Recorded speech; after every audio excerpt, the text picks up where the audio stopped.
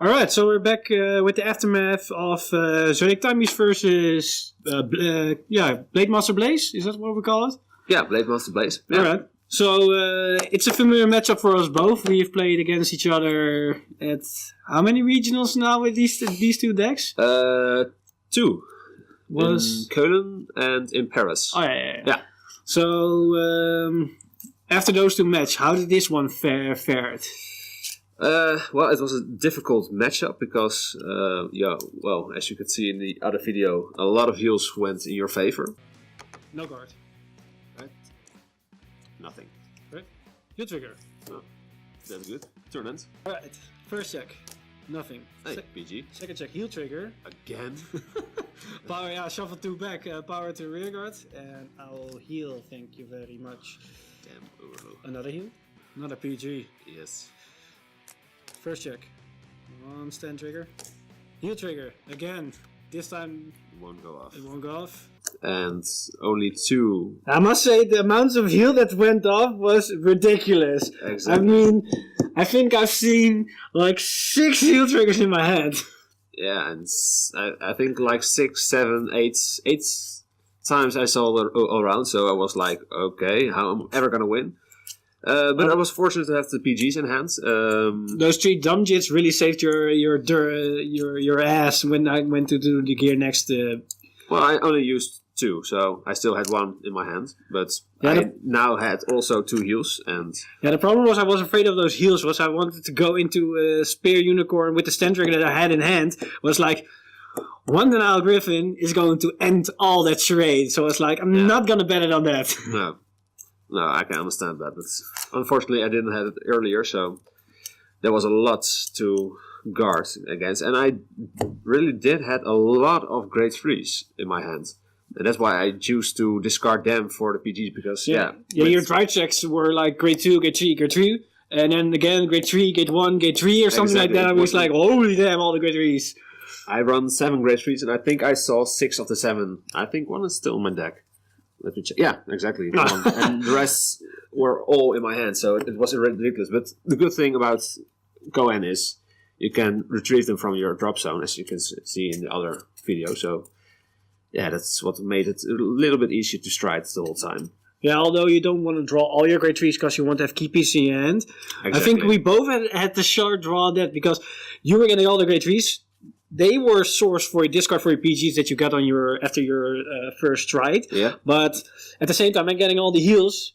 And sure, that's amazing to survive. But at the point that you use all your G Guardians and you still have a couple of heals in your hand, you're like, I'd rather have the PGs or key pieces that I can fight against. Because I only had triggers in my hand and they're really strong for defensive play, but I couldn't make an offensive board at the gear next turn. That's why I just placed all the crits on the board, like, I'm gonna shuffle the back anyway. So yeah, I forgot about that one because I was already like, okay, it's 11, okay, but it's not very strong. I can still smack your rear guard. So yeah, true. But when you put them back at the bottom, I was like, oh yeah, okay, now I get it. Yeah, and it really was. I really was betting on to get at least in my Phoenix in my Split Pegasus bird a turn to get a PG because I already soul blasted 1. So I'm like, oh yeah, 1 PG, that's fine. But I didn't draw any PGs from my deck only after the gear next turn. So I was like, where are my PGs? But they're stacked together at the bottom of my deck. So that's why. Oh, okay. So having a lot of heals in hand with no perfect guards and no G guards left really took a number on what I could do at the second restanding that you were building with your second Ziegenberg. Yeah. So that was a bit of a fortunate for me at that point. Yeah, and that's what I like about Blademaster, because you have huge numbers on your rear guards, and then the Vanguard also comes twice most of the time. And because Ziegenberg is your go-to stride for Blademaster. Yeah, especially if you can keep the opponent's field empty. It's a really good stride, and I play stands, as you can see in my damage zone, and you play 4-6 stands, I believe. At the moment I play 4 stands. All right. Yeah, I usually played 5, but I wanted to try it a little different, especially after set 13. Which I was not able to use very much. Yeah, I wrote it, but that's the only thing. I was not able to use the skill, so that's a bit unfortunate. Yeah, I only saw one drive check, and that's about it. And that's the point that I believe you also wrote it. Yeah, the grade 1 and the grade 2, I wrote them, and after that, they were just guard fodder. You could just write in this one, then drive checked another grade 1, but then you discarded for guarding right after that, and then you got that one and wrote that one again. Yeah. So that's a little bit unfortunate. I didn't get to use them, but, well, I just had to play the deck a lot more and see how good it really is. So, but I think, although it was, again, a very close match, because if I didn't defeat you now, I did have a big hand, but Zodiac Time is always able to multi-attack and hit hard and with high numbers because of this guy's skill. Yeah, I would at least get 2 more cards, and with this one another that I had in my hand, so I could get effectively +4, maybe 5, and I also could fetch another PG from the dropzone because I had then the second one. So I had a somewhat decent hand, but it all came down to what I drive check, and I don't think I have a lot triggers left. I just shuffled those 3 back, but the chance that I are getting them back right in the drive checks is a bit high, but I don't think I want to show them up at that point because you just gonna overguard anyway, so the chance that the effective of the extra triggers on my triple and then double drive, twin drive wasn't that scary for only a Vanguard attack. No, that's true. I always like to have 3 PGs, like you said, in my hand. Those PGs came at the right time for you. Yeah. Right, at the right time. Exactly. I mean, that's Dumjit for you. That's Dumjit, yes. We all know how he fares in the anime. It's always 3 PG, PG, PG, PG. Exactly. So that's luck for me. But it was a fun match to play. Zodiac Timebeast versus Blademaster is always a good matchup against each other. They're not really hard counters to another, but they're also giving each other enough breathing space to do what they're supposed to do. You can use your Blaze Shenanigan because Zodiac Timebeasts usually keep their field empty, or maybe with only 1 or 2 rear guards. So, exactly. And that's not that hard to deal with for a Blademaster. And at the same time, only Denial Griffin can screw my plays up, but it's not that hard to play around it. I can, for example, go for the grade 2 that's resisted. Sadly, was sent to the damage zone. Yeah, but exactly. I can also, what I did on the first try, attack with the important one first that I want to bounce back when you have no counterblast open. So you cannot even do Denial Griffin because you didn't have the counterblast to activate it. True. So that's our small plays that are to be thought about when you're fighting against Blademaster or when you fight with Blademaster. Yeah, that's true. I was a little bit surprised when you used your Heterohound, I think it's called. Yes, Heterohound. Yes. I'll go for Heterohound Dragon. When he's placed in the Guardian Circle, I can Soul Blast 1. Then choose one of my opponent's rear guards.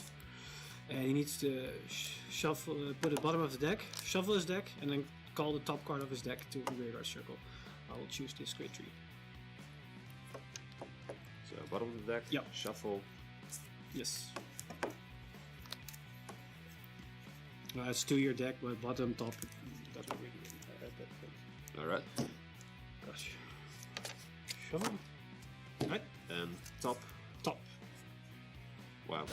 Nice.